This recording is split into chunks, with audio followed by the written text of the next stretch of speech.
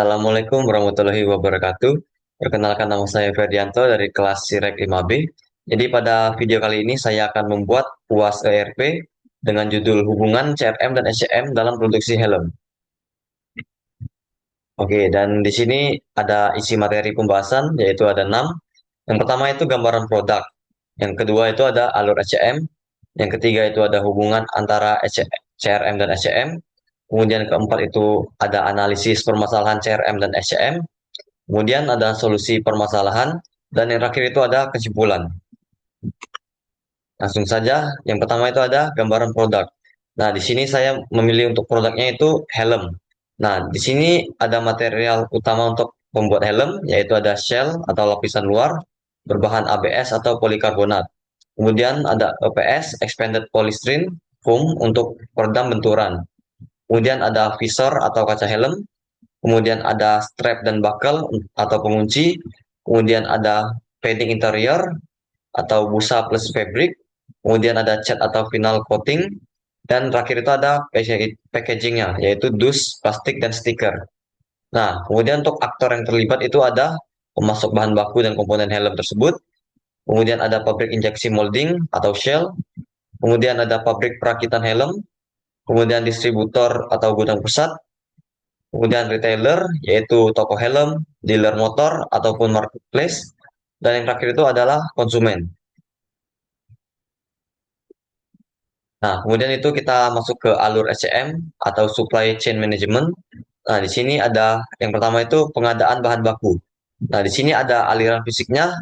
Itu kita dari pemasok itu bakal diantar ke pabrik injeksi molding.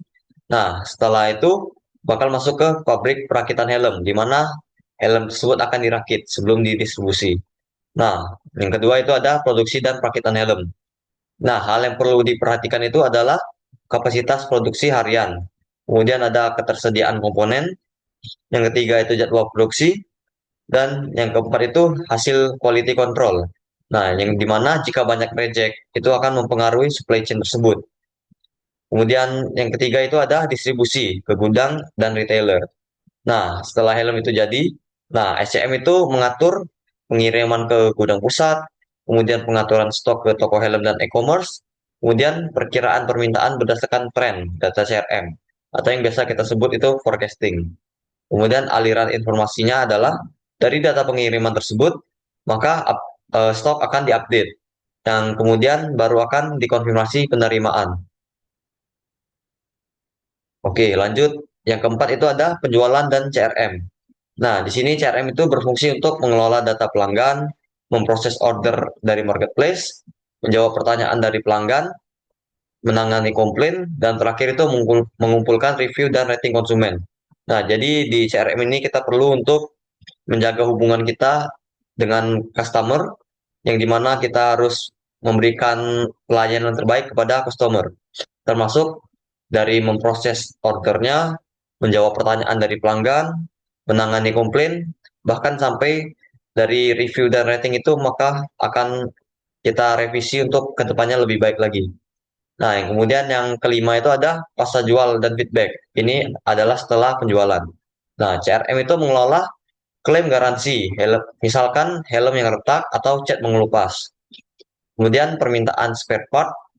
Kemudian yang terakhir itu ada data komplain. Nah, di mana data komplain tersebut akan diteruskan ke SCM untuk perbaikan produk. Nah, jadi di sini kita tidak sampai pada penjualan, nah, namun kita juga memproses data atau komplain dari pelanggan itu setelah penjualan, dan feedback juga dari pelanggan melalui review ataupun rating konsumen. Oke, kemudian lanjut lagi ke hubungan antara CRM dan SCM. Nah, di sini saya membuat dalam bentuk tabel dengan poin CRM dan dampaknya ke SCM. Oke, jadi yang pertama itu CRM-nya adalah data tren warna dan model yang paling diminati. Nah, dampaknya ke SCM itu apa? Yaitu menentukan jadwal produksi dan prioritas varian.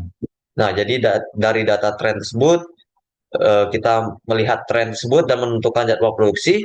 Kemudian dari modul yang paling diminati, kita melihat model yang mana yang paling diminati, maka itu akan menjadi prioritas varian kita untuk helm tersebut. Nah, kemudian yang kedua itu ada data keluhan pelanggan. apa dampaknya ke ECM? Yaitu ECM menghubungi pemasok visor untuk meningkatkan kualitas. Nah, jadi misalkan ada keluhan dari pelanggan terhadap visor helm tersebut, maka SCM itu harus menghubungi pemasok visor untuk meningkatkan kualitas visor tersebut agar para pelanggan itu bisa puas keluhannya didengar. Kemudian yang ketiga itu ada data penjualan daerah tertentu tinggi. Nah, tampaknya ke SCM itu SCM mengatur kapasitas distribusi wilayah tersebut. Nah, misalkan untuk penjualan daerah di Sumatera Selatan itu pembeli helmnya sangat tinggi. Nah, maka dari SCM itu bakal mengatur kapasitas distribusi untuk wilayah Sumsel itu lebih tinggi dari wilayah lainnya. Kemudian ada permintaan pre-order.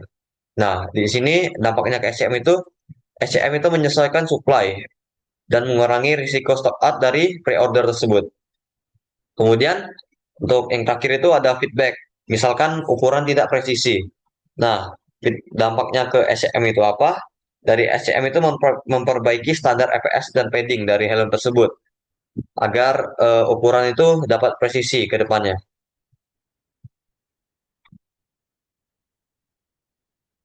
Oke, kemudian lanjut ke analisis permasalahan CRM dan SCM. Nah, pertama itu kita masuk ke SCM dulu. Nah, di masalah SCM ini, pertama itu ada lead time bahan baku lama, kemudian dua forecasting permintaan tidak akurat, yang ketiga itu kapasitas produksi terbatas saat permintaan naik, keempat itu kegagalan quality control, misalkan helm itu bocor, tergores, ataupun catnya rusak. Kemudian yang kelima itu distribusi lambat ke toko tertentu. Nah, dari masalah SCM ini tentunya saat mempengaruhi produksi dan distribusi helm tersebut. Jadi dari masalah ini nanti kita akan mencari solusi untuk SCM tersebut. Nah, kemudian yang kedua itu adalah masalah CRM. Nah, di sini ada yang pertama itu banyak komplain dari pelanggan. Yang kedua itu informasi stok tidak real time. Dan yang ketiga itu waktu respon lama atau customer service overload.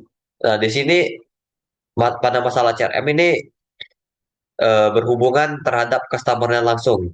Jadi misalkan banyak komplain dari pelanggan itu bagaimana cara kita menanggapi komplain tersebut. Kemudian informasi stok tidak real time itu bahwa ketika pelanggan ingin memesan helm tersebut ternyata helm yang stoknya tertulis satu, kemudian setelah dicek check out ternyata tidak bisa dan telah habis. Maka stoknya itu tidak real time.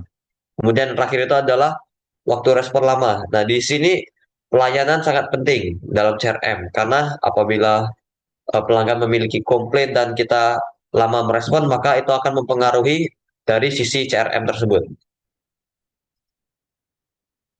Nah, kemudian masalah antara CRM dan SCM tersebut didapatlah misalkan yang pertama itu promo besar tanpa koordinasi.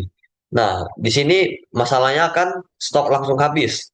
Jadi kita tidak menyiapkan stok sesuai dengan ketika kita melakukan promo yang besar itu. Kemudian yang kedua itu ada banyak retur karena kesalahan ukuran. Nah, ini akan menyebabkan biaya logistik naik. Karena sebagai penjual dan tim produksi itu yang menanggung biaya logistik ketika pelanggan melakukan retur barang tersebut. Kemudian yang ketiga itu penjualan online naik 3 kali.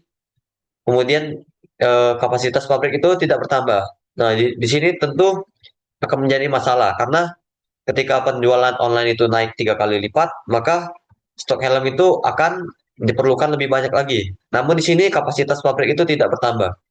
Nah, kemudian yang keempat itu data komplain tidak diteruskan ke SCM. Nah, itu akan menyebabkan kualitas tidak membaik.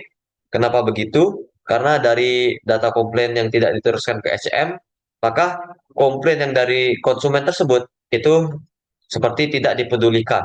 Dan maka dari helm tersebut juga tidak ada perbaikan untuk yang dari komplain tersebut. Nah, kemudian di sini saya membuat dua solusi. Yang pertama itu solusi teknologi, yaitu integrasi CRM dan SCM. Nah, sehingga itu sales tahu stok real time tadi, kemudian SCM otomatis melihat demand dari CRM, dan forecasting itu lebih akurat untuk produksi helm. Kemudian yang kedua itu ada dashboard supply chain untuk memantau lead time pemasok. Nah, di sini kita bisa melihat dashboard supply chain itu kita bisa memantau. lead time dari pemasok, dan itu dapat meningkatkan dari sisi SCM-nya. Kemudian yang terakhir itu ada sistem otomatisasi quality control dan barcode tracking. Nah, kemudian untuk solusi proses itu ada empat. Yang pertama itu buat safety stock untuk komponen helm, kemudian buat meeting rutin sales dan SCM, kemudian jadwalkan promo sesuai kesiapan stok, dan keempat itu mengupgrade standarisasi quality control. Nah, jadi dari solusi proses ini kita akan memperbaiki dari proses mana yang kurang agar kedepannya akan lebih baik lagi untuk dari sisi proses tersebut. Nah, kemudian kesimpulan dari eh, video ini adalah hubungan CRM dan SCM dalam produksi helm motor saling melengkapi untuk memastikan produksi berkualitas dan tersedia sesuai kebutuhan pasar. Kemudian CRM menyediakan data penjualan, referensi pelanggan, serta keluhan yang menjadi dasar bagi SCM dalam merencanakan produksi, pengadaan bahan baku, dan distribusi produk tersebut. Kemudian ketika keduanya terintegrasi dengan baik, perusahaan dapat mengurangi kekurangan stok, memperbaiki kualitas, dan mempercepat respon terhadap permintaan, serta juga itu untuk meningkatkan kepuasan pelanggan. Kemudian integrasi CRM dan SCM menjadi kunci agar proses produksi helm berjalan efisien dan tepat sasaran. Oke, mungkin sekian penjelasan video dari saya. Saya ucapkan terima kasih yang telah menonton sampai habis. Saya tutup. Wassalamualaikum warahmatullahi wabarakatuh.